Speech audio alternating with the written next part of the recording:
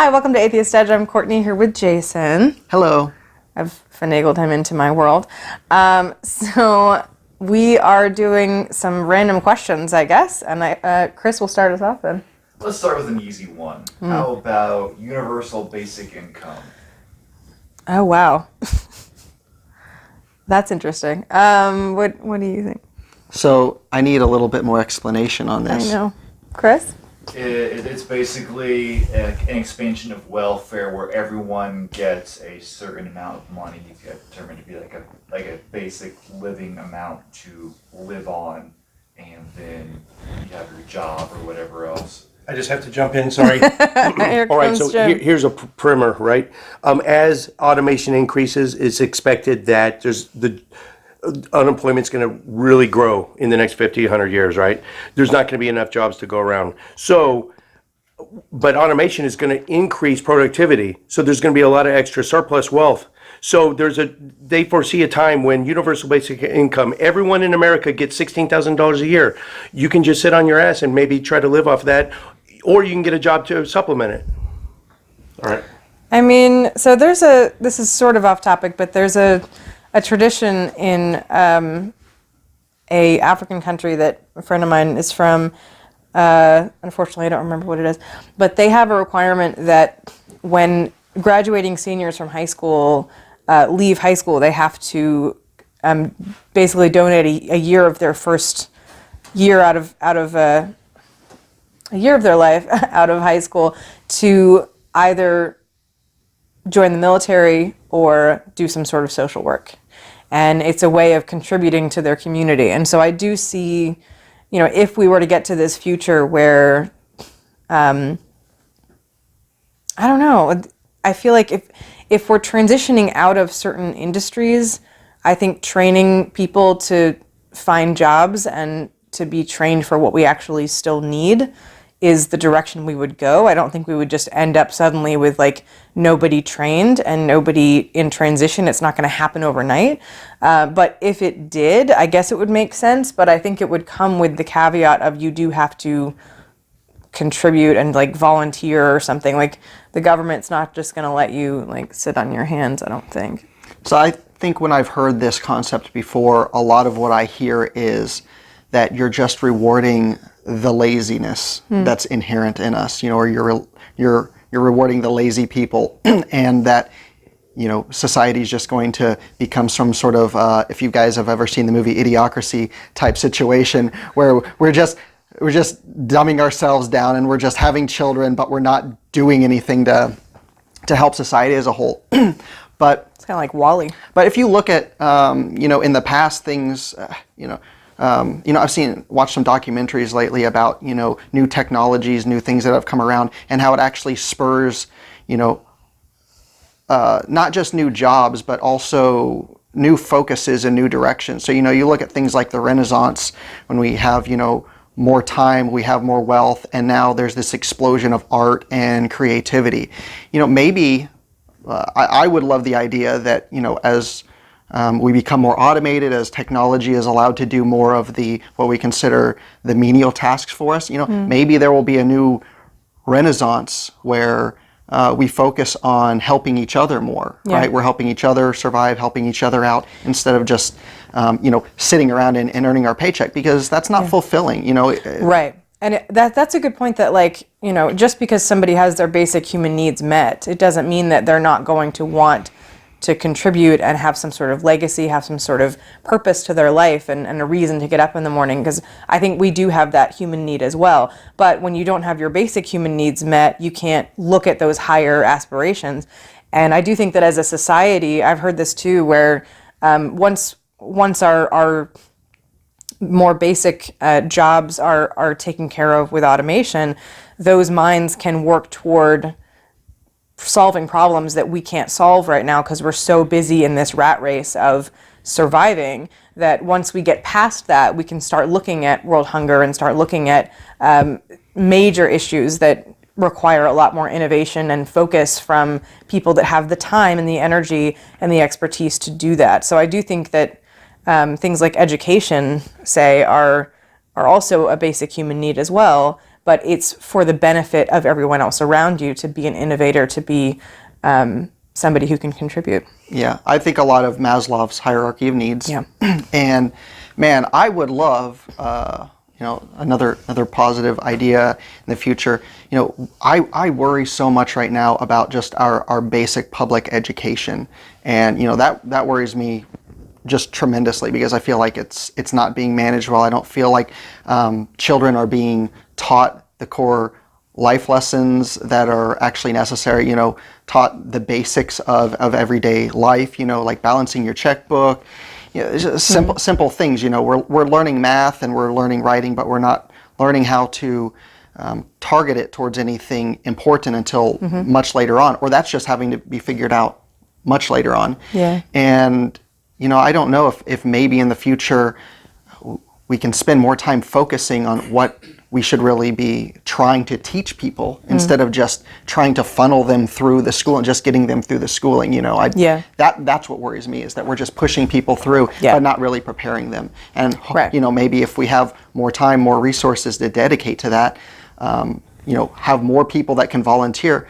Maybe we could have more teachers. Maybe and if we're able to give more people a better basic income, maybe we can have more people that are willing to teach. And you'd probably have happier people, because they wouldn't be stuck in this rat race of trying to survive. Like I was saying, that, people live and die their entire lives working jobs that they hate, and, trying to survive with the decisions that they've made in their life. And it's very rare for someone to find a career that they would do for free. And my job, I would do for free if I could.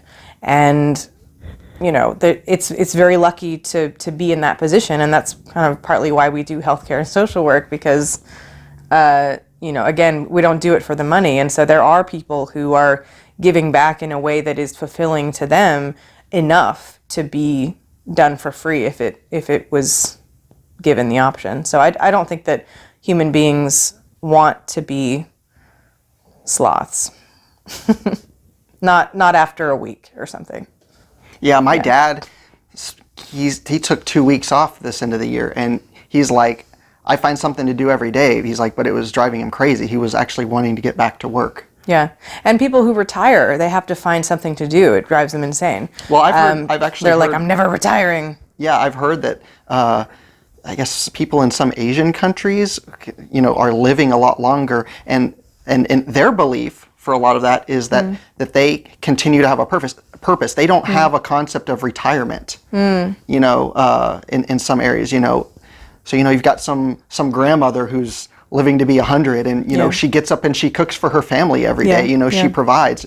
There's not really a retirement aspect, It's a contribution, and that kind of, I think, helps drive us in a way that we don't fully understand to keep surviving on. Yeah, and that's a good point too. Maybe if more people were able to be like homemakers, you might have a little bit less mental health issues, You might have a little bit less of these, really difficult situations, but some people shouldn't be parents. You learn that working with children. But yeah, I do think that, like my mother was a dental hygienist and for like 30 years, and she retired, and now she's she has a new career as a caregiver for people who are elderly or disabled. And so she and I are very similar in that way, that we want to have that be our career and our life. But, if I could, I would just sit in college courses all the time too. So I joke a lot that I would have no problem being a trophy husband. But that's good to know. But I think I would get too bored. I don't think there's any way I could sit around a house all day and not want to clean, just because that's my personality. I like to keep things tidy. You are a cleaner, yeah. I am, yeah. Yeah. I'm discovering this already. Yeah. All right, Chris, save us from this. Next topic. Louis C.K. Oh, Louis C.K. That's an interesting topic, because there is a balance that people are talking about between should someone, there's a lot there. Can you separate what someone does from what they do in their private life, like what they contribute to comedy or what they contribute to, like Michael Jackson. Michael Jackson is a very problematic figure. He's an extremely talented, legendary icon, but he's also very likely a monstrous person in private. And I don't think Louis C.K. is on the same level as Michael Jackson in contribution to society or in private horrific things. But there's a lot to Louis C.K. What do you think? I think the biggest question that I struggle with in his type of situation, I think I think Aziz Ansari is another person that's got kind of a similar issue, is how long before we forgive someone, and in what way do we allow that forgiveness to happen? Because you'll find celebrities who disappear for a while, and he said, I know I have to disappear for a while, and he's like, I've already paid. Louis C.K. was talking about. He lost a movie. There was a movie that was supposed to release like the next day, and that whole thing got scrapped. And he had a whole bunch of comedy specials coming up. They got pulled. It devastated his career. And I don't recall how great his apology was.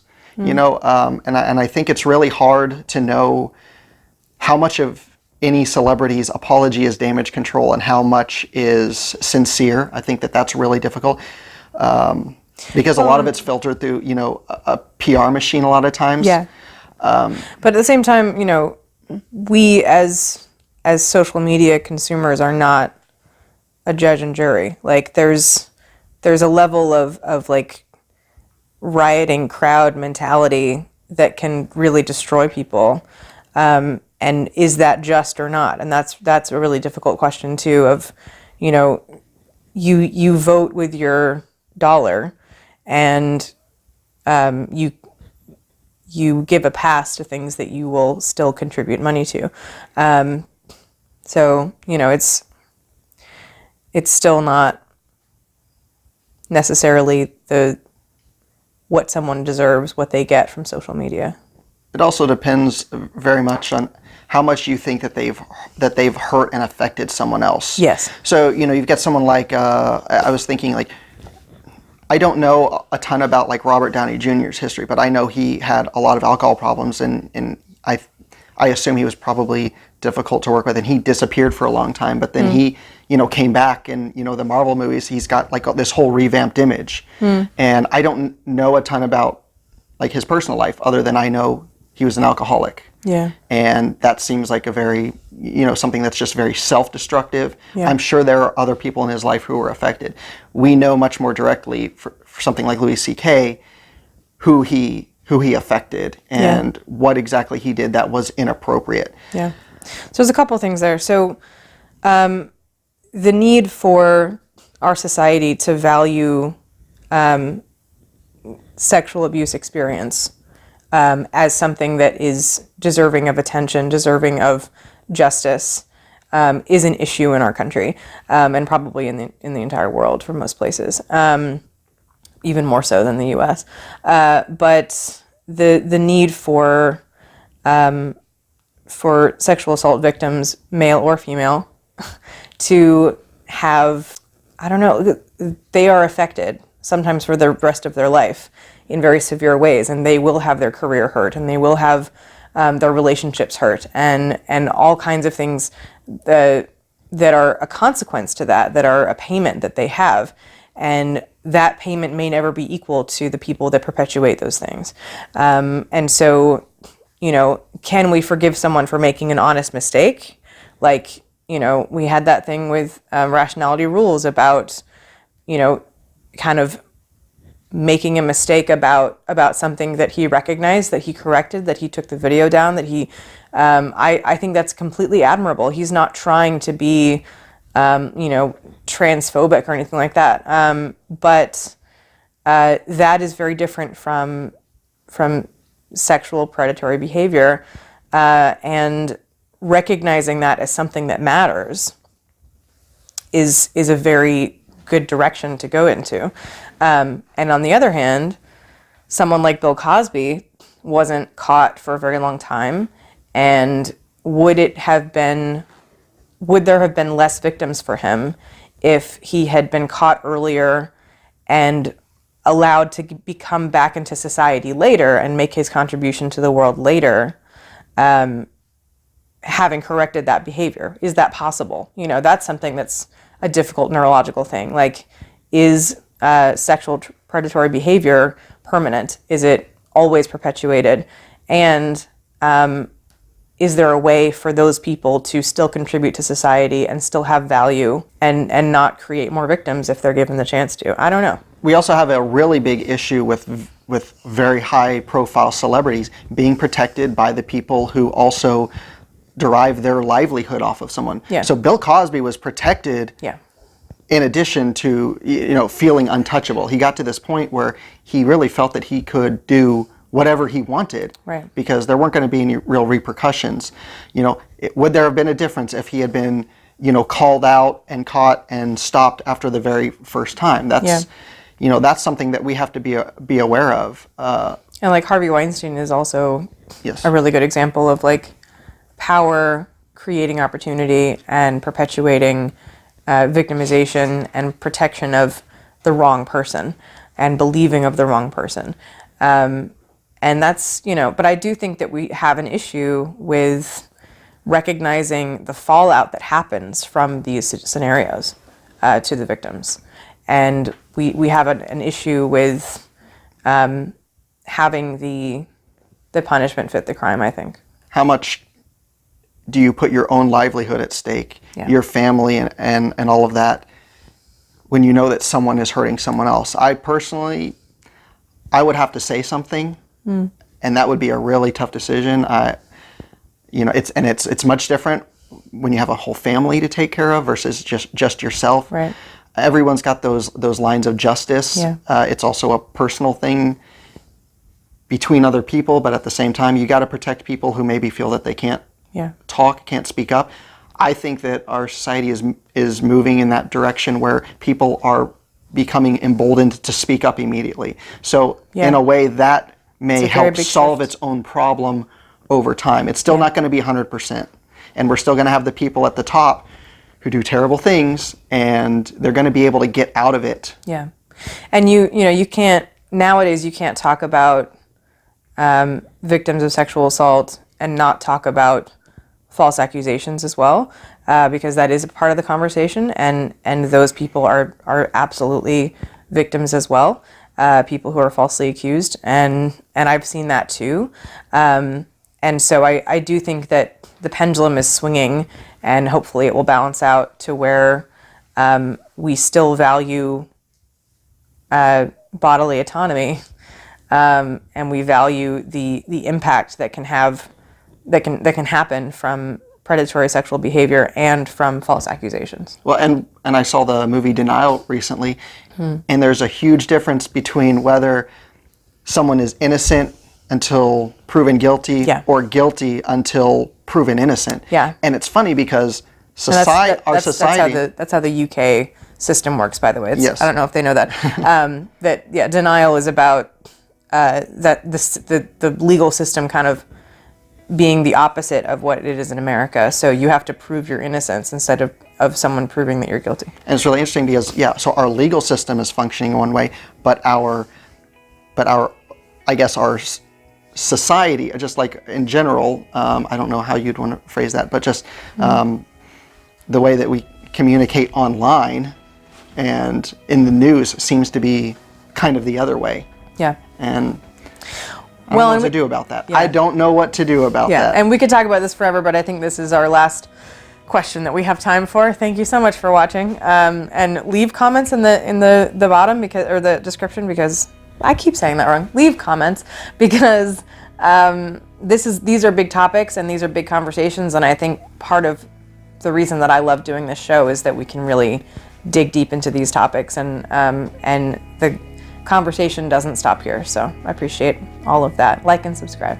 Thank you for having me. Yeah.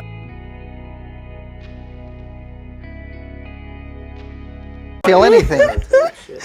Okay, can you say that again? Make it sound like, cool and fresh. Like there's a lot of...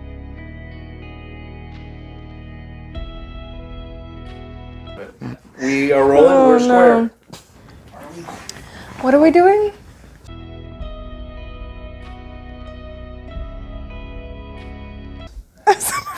And The we will lulls. see how many The lulls. we get through.